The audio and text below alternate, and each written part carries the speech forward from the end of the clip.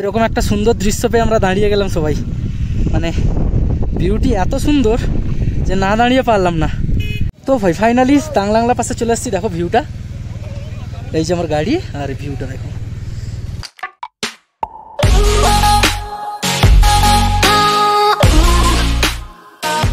Good morning friends, good morning from Sarchu. তো কাল রাতে দেখেছো যে কি অবস্থা হয়েছিল, কারণ একদম পুরো ভিজে গেছিলাম, হাঁটুর পর থেকে পুরো ভিজে গেছে, বুটের ভিতর জল টল ঢুকে গেছিলো। তো কালকের টেন্টে ছিলাম, লাইফে ফার্স্ট টাইম, সে কারণে ঘুমটা ঠিকঠাক হয়নি, খালি ঘুম ভেঙে যাচ্ছিলো, কারণ খালি মনে হচ্ছিলো টেন্ট এই উড়ে গেল এরকম টাইপের। তো যাই হোক, রাতটুকু কাটিয়ে দিলাম। তো সকালে এবারে আমরা বেরোবো লের উদ্দেশ্যে, আর সামনে আছে কয়েকটা পাস, যেমন তাংলাংলা আছে, নাকিলা আছে, তো সেগুলো ক্রস করার ব্যাপার আছে, সেজন্য একটু তাড়াতাড়ি বেরোচ্ছি। আর সামনে আমাদের গাড়িগুলো আছে, তো গাড়িগুলোতে ফিউল আপ করলাম, কারণ আমরা যে তেলটা ক্যারি করেছিলাম সেটা করলাম।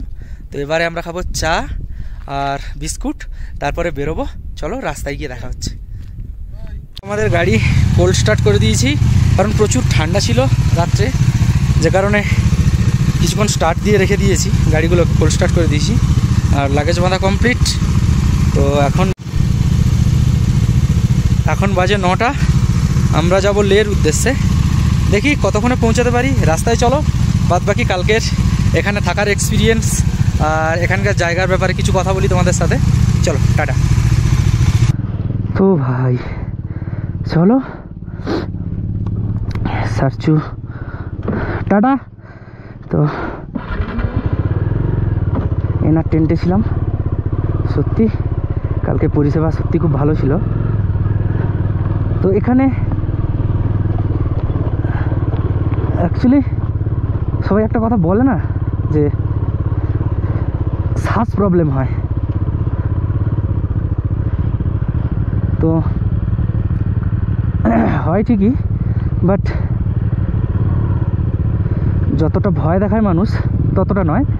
কারণ কালকের আমরা কখন এসছি আর কিভাবে এসছি তোমরা তো জানোই, পুরো ভিজে একদম অবস্থা খারাপ হয়ে গেছিলো আমাদের।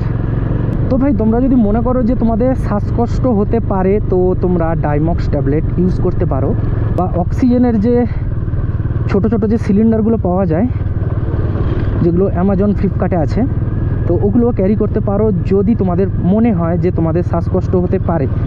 আদারওয়াইজ এরকম কোনো প্রবলেম হয় না। বাট হ্যাঁ, অক্সিজেন লেভেল একটু কম, কারণ অনেকটাই উঁচুতে, আর গাছপালা নেই, যা আছে ছোট ছোট ওই ঘাস টাইপ, তো সে কারণেই আর কি।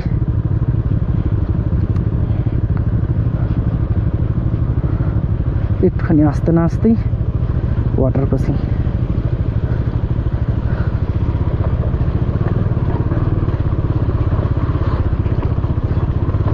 ওয়াটার ক্রসিংয়ের ভয় হচ্ছে পায়ে জল ঢুকে যাওয়া, যেটা শুকোতে চায় না, আর বরফের মতো ঠান্ডা জল। যাও তোমরা, তারপর আমি যাব, কারণ মাঝখানে আটকে গেলে চাপ আছে।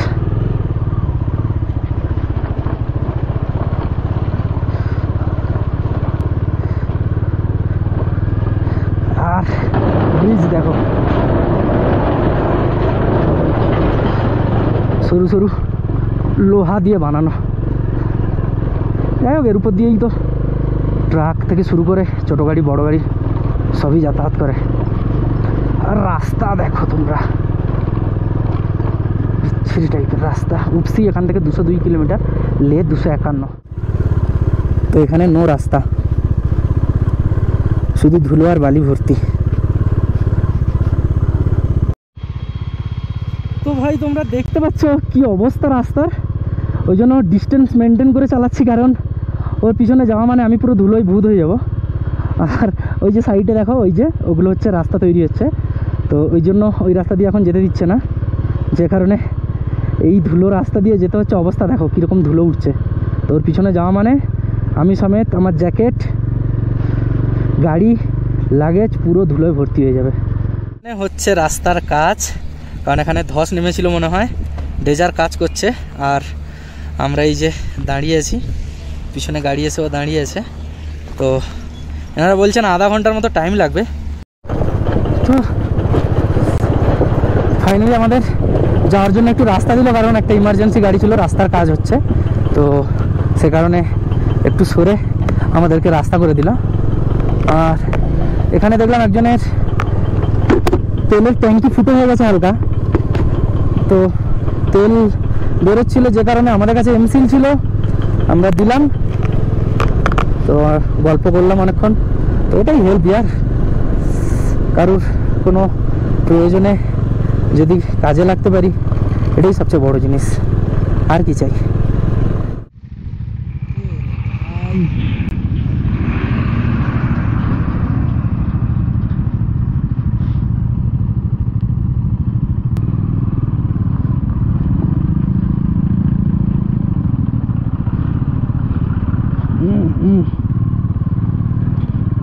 কি অবস্থা, আরে ভাই রাস্তা কিধার है?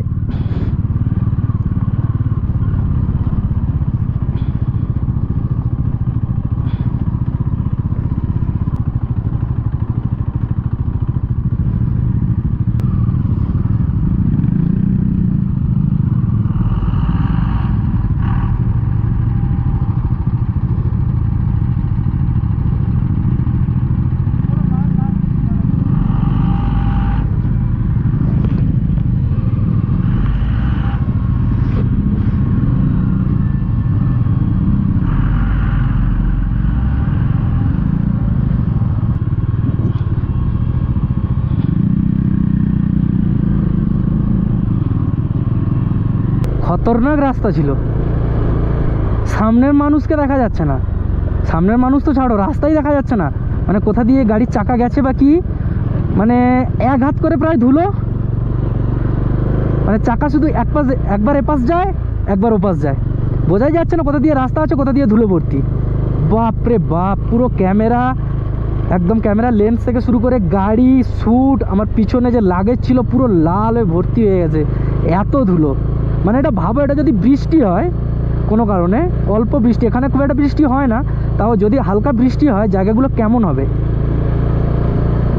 তো এই জায়গাটার নাম গাতালুপ, আর এই গাতালুপে আছে 21টা কার্ভ। তো চলো কার্ভগুলো এনজয় করো।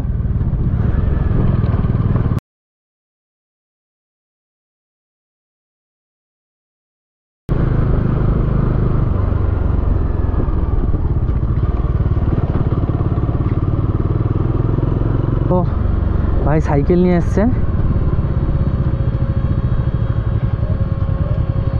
कहाँ से? All over India 57 kilometre. कहाँ से आ रहे हो? 9 से चाहिए। तो रे बाप रे, covid vaccine. Oh great bro, nice to meet you, thanks, safe ride, yes. তো দুজনে, এনারা দুজন এসছেন একদম পুরো all over India, all over India, yes, nice to meet you bro, safe ride, safe ride, okay চলো। তো সাইকেল নিয়ে অল ওভার ইন্ডিয়া, মানে সত্যি ভাবলে খুব অবাক লাগে।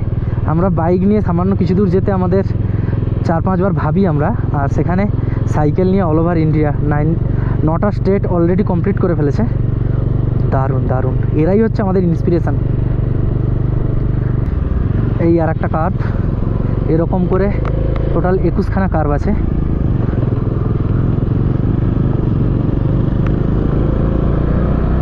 ফাইনালি গাতালুপ এন্ড হয়ে গেল। অনেকগুলো কার্ভ ছিল, তো ছোটো কার্ভসগুলো না, আই থিঙ্ক ইউ টার্নের যে কার্ভসগুলো সেগুলো নিয়ে টোটাল 21খানা ছিল। তো আমরা ফাইনালি চলে এসেছি নাকিলা পাস, যার হাইট 15,547 ফিট। তো এখানে এই যে দেখতে পাচ্ছ পাথরগুলো পরপর সাজানো আছে, এগুলো অ্যাকচুয়ালি মানুষ মনস্কামনা পূরণের জন্য এরকম টাইপের পাথরগুলো সাজিয়ে রাখে, যাতে কিছু চাইলে সেটা যাতে পাওয়া যায়। তো চলো আমিও সাজিয়ে দিই কিছু চেয়ে।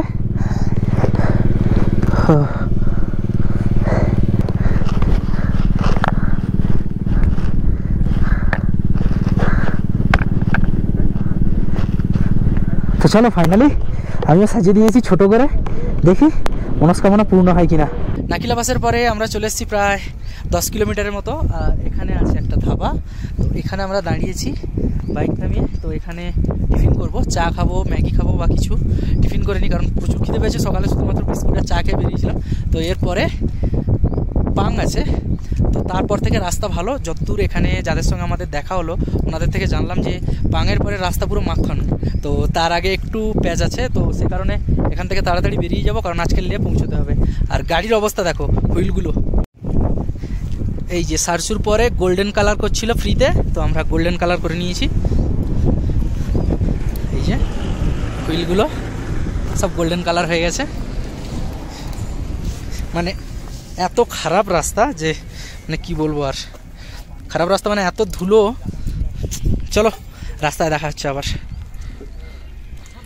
তো চলো সামনে আরো কি কি তোমাদেরকে দেখাতে পারি, চলো।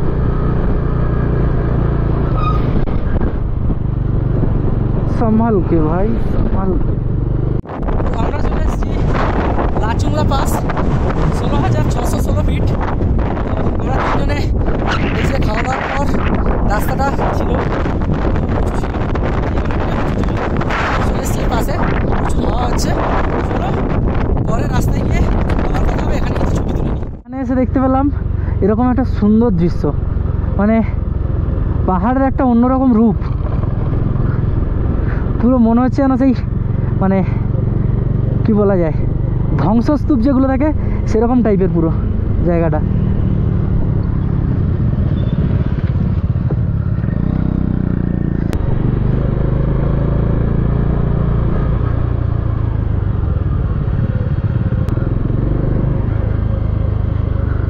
তো পুরো ছোট ছোট নুড়ি দিয়ে ভর্তি পাহাড়টা।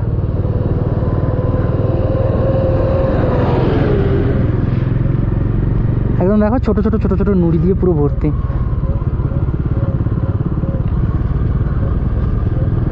15,820 ফুট। তো এখানে থাকার জন্য কিছু হোমস্টে রয়েছে, খাওয়ার জন্য হোটেল টোটেল রয়েছে ছোটোখাটো। এরকম একটা সুন্দর দৃশ্য পেয়ে আমরা দাঁড়িয়ে গেলাম সবাই। মানে ভিউটি এত সুন্দর যে না দাঁড়িয়ে পারলাম না। দেখো অবস্থাটা দেখো শুধু, মানে সত্যি লাদাখ এই জন্য মানুষ এত ভালোবাসে, আসার জন্য ছটফট করে। এরকম সুন্দর বিউটি থাকলে কে না আসবে।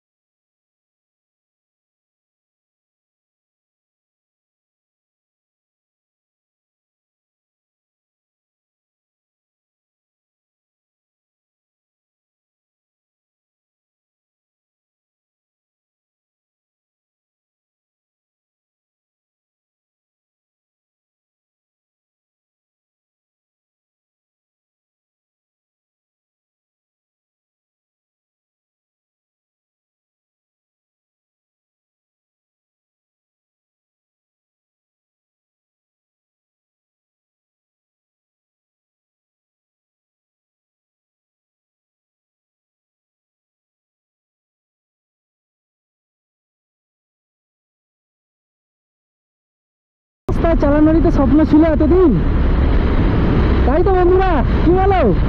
সবারই তো স্বপ্ন। যারা বাইকার আছো, আমার যেসব বন্ধুরা আছো যারা বাইক ভালোবাসো, তো তাদের একটা স্বপ্ন থাকে তো এই রাস্তায় চালানোর। নিয়ে শোনো, কমেন্ট করে জানাও। রাস্তা দেখো বস, একদম পুরো নীল আকাশের নিচে, আর দুপাশে যতদূর চোখ যায় ভ্যালি, আর দূরে দূরে পাহাড়। ওই দেখো, এটা আই থিঙ্ক আইবেক্স। তো তাংলাংলা আর কিছুটা বাকি, তো 1 কিলোমিটার বাকি তাংলাংলা। আর আমরা চলে এসেছি world second highest motorable pass, Tanglangla pass. যদিও গুগল আলাদা কিছু দেখায়, তাও এখানে লেখা আছে world second highest motorable pass Tanglangla. তো এটাই নাকি?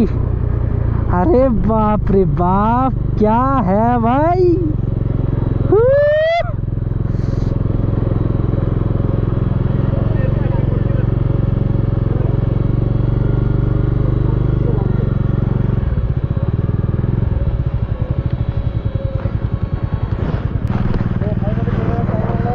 তো আমরা ফাইনালি চলে এসেছি তাংলাংলা পাস, যেটা world second highest motorable pass.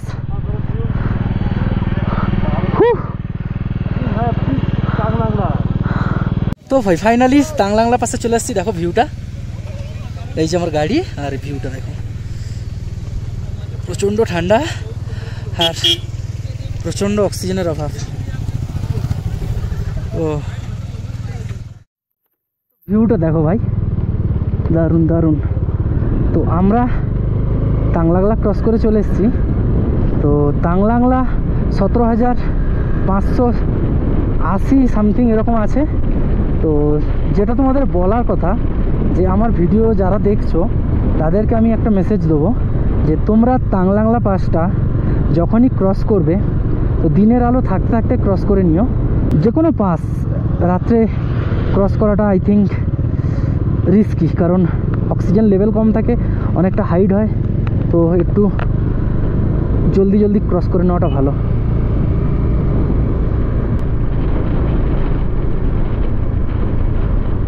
আর এখানে পেয়ে গেছি আমরা, দেখো পুরো বরফ, এই জায়গাগুলো পুরো বরফ ভর্তি।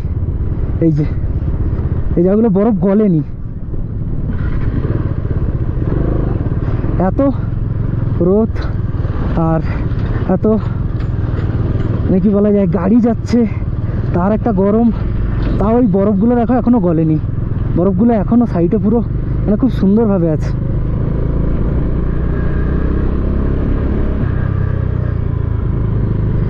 চলো একটু হাতে নিয়ে দেখি, এবছরের প্রথম বরফ।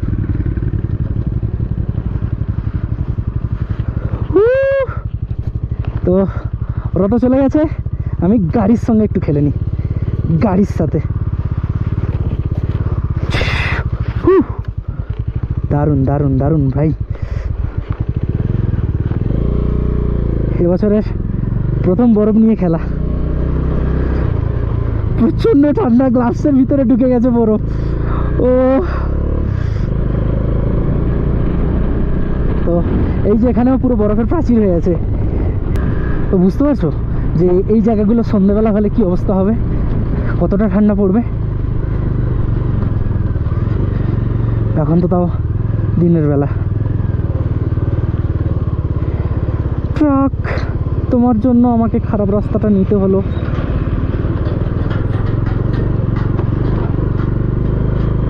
তো চলো, ক্যামেরায় চার্জও কম আছে। সামনের পাহাড়গুলোর কালারগুলো দেখো, brown, red, green. By the way, আমরা যে রাস্তা দিয়ে যাচ্ছি এটা ন্যাশনাল হাইওয়ে 3, NH3। দিল্লি পর্যন্ত এসেছিলাম NH2, তো লে পর্যন্ত যাচ্ছি NH3। তো আমরা এখন আছি রুমসে। তো রুমসেতে এখানে একটা দোকান আছে, এখানে চা খাবো, কারণ বেশ অনেকক্ষণ গাড়ি চালালাম। আর 80 কিলোমিটার বাকি লে। এখন বাজে সাড়ে 4টে। তো এখানে চা খেয়ে পটাপট বেরিয়ে যাব লের উদ্দেশ্যে। চলো। তো উঠছি যাওয়ার আগে এই যে একটা ভ্যালির মধ্যে দিয়ে যে NH-টা আছে, তো এখানে আছে একটা ছোট্ট নদী, তার সাইড দিয়ে রয়েছে NH। যদিও এখানে ল্যান্ডস্লাইডের জন্য হালকা একটু রাস্তা খারাপ, কিন্তু বেশিরভাগটাই ভালো। আর দুই সাইডে পুরো পাহাড় গেছে।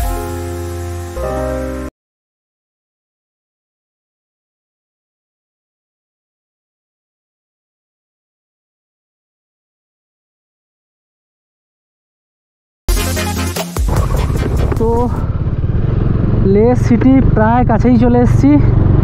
আর একটুখানি বাকি। আর এই দেখা যাচ্ছে একটা মনেস্ট্রি। ফাইনালি আমরা চলে এসেছি হোটেলে। একটা হোটেল অনেকক্ষণ খুঁজে খুঁজে পেলাম, হোটেল শান্তি প্যালেস। তো এখানে গাড়ি টাড়ি সব খালি করছি, চলো রুমে গিয়ে কথা বলছি। ফাইনালি রুমে চলে এসেছি। এখানে এসে যে হোটেলে এসেছি এখানে দুজন আছে, একজন ঝাড়খণ্ডের আর একজন বাঙালি। তো ম্যানেজারকে বললাম যে গরম জলের ব্যবস্থা, তো আমাদের যে হোটেল এই হোটেলে 1 টাইম গরম জল দেওয়া হয় সকালবেলা। আমরা বললাম যে আমরা তো সেই সকাল 9টার সময় বেরিয়েছি, শরীরে আর জোর নেই, আর কালকে টেন্টে ছিলাম, মানে টেন্টে থাকা অভ্যেস নেই বলে তো ঘুমই হয়নি, তো সে কারণে প্রচুর শরীর দুর্বল। তো বললাম আগে ফ্রেশ হতে হবে। আর ভিডিওতে দেখেছো নিশ্চয়ই কীরকম মানে ধুলো ছিল, মানে একদম অবস্থা খারাপ পুরো। আর তারপর তো রাস্তা তো বাজে ছিলই, পাঙের পর থেকে রাস্তাটা ভালো ছিল, তার আগে তো রাস্তা প্রচুর বাজে ছিল। তো আমি বললাম যে ঠিক আছে, একটু ম্যানেজারকে বললাম, রিকোয়েস্ট করলাম, বাঙালি যিনি ছিলেন ওনাকে বললাম। তো উনি বলছেন যে বাইরে বাঙালি তো বাঙালিকে দেখবে বলে আমাদেরকে খুব বড় বালতিতে 1 বালতি গরম জল দিয়েছে, যেটা আমাদের 3 জনের হয়ে যাবে। তো ঠান্ডা জল মিশিয়ে আমি স্নান করলাম, ফ্রেশ হলাম, হয়ে এসেছি। তো বন্ধুরা আজকে ভিডিওটা কেমন লাগলো অবশ্যই তোমরা জানিও কমেন্ট করে। ভালো লাগলে অবশ্যই লাইক করো, বন্ধুদের সাথে শেয়ার করো, আর চ্যানেলে নতুন হলে অবশ্যই সাবস্ক্রাইব করো। তো অবশ্যই সাবস্ক্রাইব করো, আর দেখা হচ্ছে পরের এক্সাইটিং ভিডিওতে। আর ততক্ষণ tata, bye bye, take care and ride safe, good night.